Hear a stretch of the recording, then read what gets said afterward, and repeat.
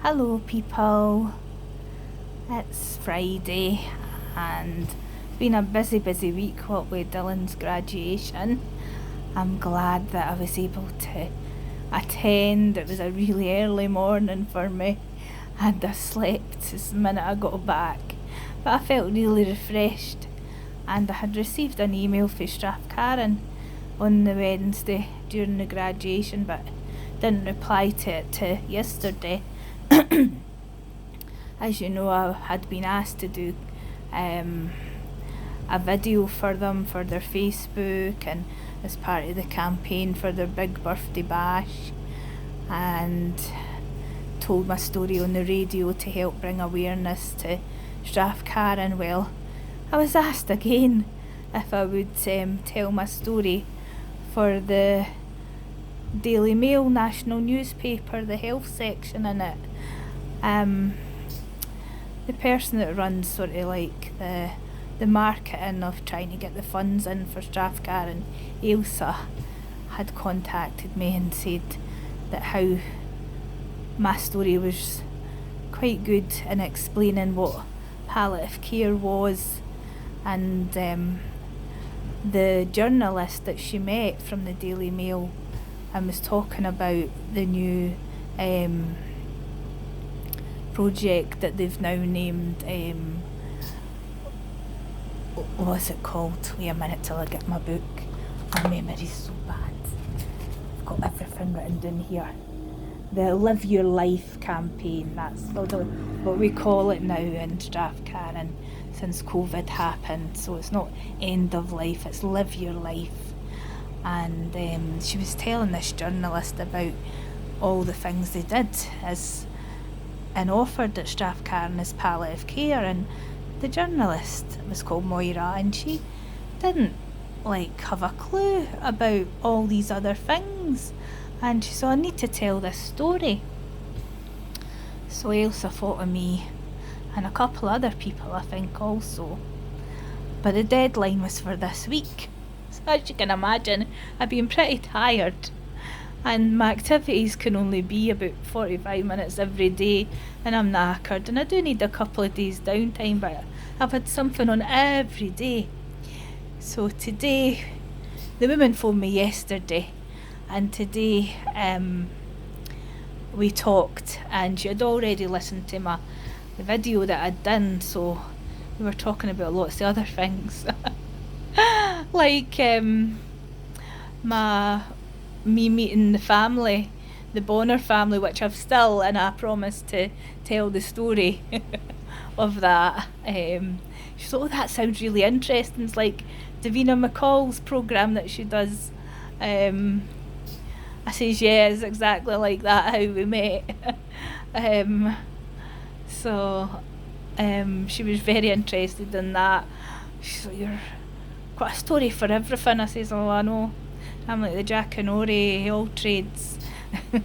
So that's what's been happening this week. So Danny was off today, so we were finishing off our little bug hotels and went outside and put them outside. So he's just making some dinner just now, and we're just going to chill out now and have a nice chilled out weekend. Maybe tomorrow go out in the garden, do another activity. You know, I'm really dying to get time just to get back into finishing off writing this course with my friend Carlin, but it's like I've had an activity every single day. I just need some downtime, and I need some time with nature as well, so I'll definitely be out in my garden tomorrow. Oh, and as you can see, I've got my wedding rings back on. I've started wearing my rings again. I wondered if I could wear them for my graduation, so I got my wedding ring back on. That's my birthstone, and I got a little ring that Dylan bought me when he was small, when he was just wee, when he was like 7, and he got out of Argos, and I've always worn that little ring. The gold in it was manky, so it was. So actually, every time I've washed my hands, it's come up better. I rubbed it a wee bit with wipes, and maybe put it in some vinegar. But it seems to be coming up every time I wash my hands. At least the diamonds are sparkling. Anyway, so I'm doing pretty well. One thing, I've been constantly trying to get a hold of my consultant, and finally yesterday I phoned the secretary again, and she's like, he's done a letter for you, I'll forward it. So I read the letter. I'm very sorry to say this, but I'm not happy about it. I'm not happy about getting consulted and talked about getting put on some serious medication for heart failure without having a proper one-to-one consultation with my consultant. But I'm sure my fantastic GP and my wonderful nurse from Strathcarron, Maria, who I'm seeing on Tuesday,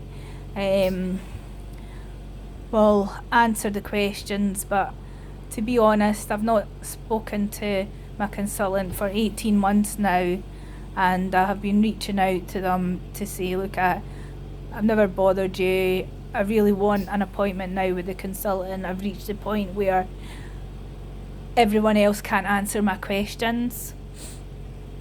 I don't know if I don't think they have any multidisciplinary meetings about me anymore at the NHS since COVID happened.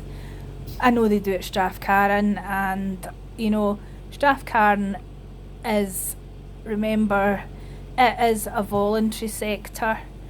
They are just amazing at communicating, and if anything needs done, my nurse Maria will totally get on it. She will phone the GP, she'll go up to the GP surgery in person, she will phone the respiratory nurses, she will kick ass to make sure that I get things done. She is just the best. And you know what? She went off with COVID at the start and was off a long time. And when she came back, she wasn't even supposed to be on my team. But I got her back as a nurse, and I just put that down to my chanting, because I chant for the best possible care and the right people on my care team. So I'm sure things will get done, but I was very annoyed yesterday. I was upset about it, but I was upset as well because a friend from school passed, and I was on the funeral in the afternoon, and it breaks my heart. The young family, he's younger than me, leaving kids behind and his wife, and it was the life and soul of a party. So I was upset about that, and then was just furious about the way that I got that information about going on new medication. So this is me, just the tears come with just no feeling sorry for myself, just frustration. So this is why I need to just chill and be out in my garden and have time to just woosah, as they say. But I am a wee bit, some medication as well. I'm coming down a little bit off of some of the meds as well. They'd be making me feel a bit confused, as I was on quite high painkiller meds with having the extra broken ribs and that for that last scan. But I feel like that's all healed now, and I want to come down off these meds, so I've been slowly titrating that myself. But yeah, yesterday was quite a tough day. A lot happened yesterday, but today's been a good day, and Danny's off, so we're just going to chill all weekend and forget about these meds and that just now until we have a discussion about it. And I've had this high heart rate since August, as you know, and I've pushed and pushed for the echocardiogram, and this was the results back that the one of my heart chambers is not functioning properly, but there's good news that I am getting enough oxygen into my lungs. Whatever that means, it's just written. This is what I'm saying. I need to have a consultation with somebody, because I like to know what's happening in my body. I know about the body because of the work that I do, so I need to have a discussion. And to be fair, I can't really have that with my GP or even Maria just looking at the notes that she can see, because my consultant is the one that has access to the pictures and can give me a lot more information. So if he's not able to have the time for me anymore, I completely understand that. He has been, like he says in his letter, he's very sorry.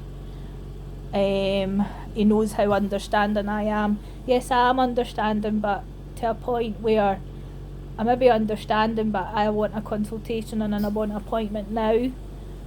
It's been too long. I do think I am a priority after 18 months.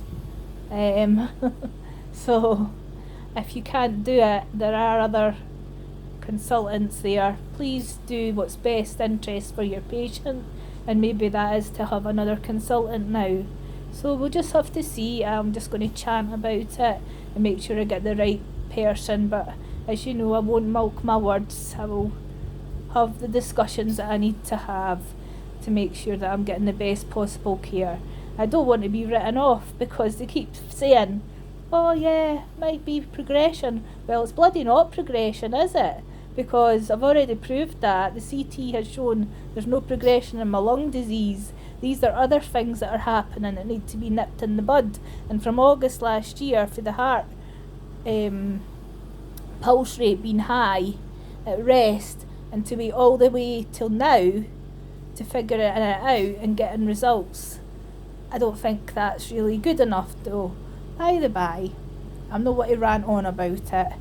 I just want to move on and make sure that I'm not going to get swept under the carpet anymore.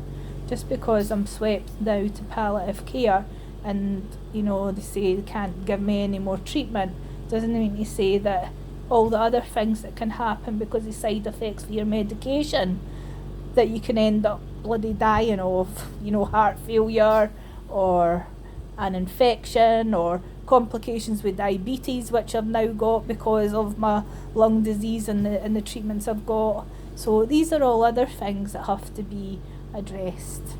But I am on it. I am on it. Anyway, have a good day, y'all. Bye.